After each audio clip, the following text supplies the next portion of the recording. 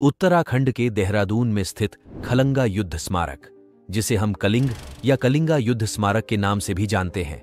यह स्मारक गोरखा सैनिकों, महिलाओं और बच्चों की वीरता का प्रमाण देती है। केवल 600 गोरखाओं और उनके परिवारों ने 10 तोपों के साथ 3500 से अधिक अंग्रेजों की सेना से लड़ाई की और अपने कांगड़ा किले की रक्षा की। यह अक्टूबर 1814 की बात है, जब ब्रिटिश सेना ने नेपाली क्षेत्र पर कब्जा करने के लिए देहरादून की ओर प्रस्थान किया। यह गढ़वाल और कुमाऊं क्षेत्र में दो प्रमुख नदियों गंगा और यमुना के बीच स्थित था, जिस पर नेपाली सेना का कब्जा था। 10 अक्टूबर 1814 को नालापानी में अंग्रेजों और नेपाली सेनाओं के बीच युद्ध हुआ। इस युद्ध में अंग्रेज हार गए और देहरादून वापस चले गए। कुछ दिनों के बाद उन्होंने 31 अक्टूबर 1814 को एक और लड़ाई लड़ी, जिसके परिणाम स्वरूप अंग्रेजों की हार हुई। घेराबंदी 1 महीने तक जारी रही और फिर अंग्रेजों ने क्षेत्र पर नियंत्रण पाने के लिए जल स्रोतों को अवरुद्ध कर दिया और सफल रहे।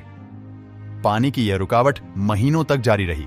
नवंबर 1814 में जब नेपाली सेना प्यास के कारण धीरे धीरे मरने लगी, तो अंग्रेजों ने किले पर हमला कर दिया और कांगड़ा किले पर कब्जा कर लिया।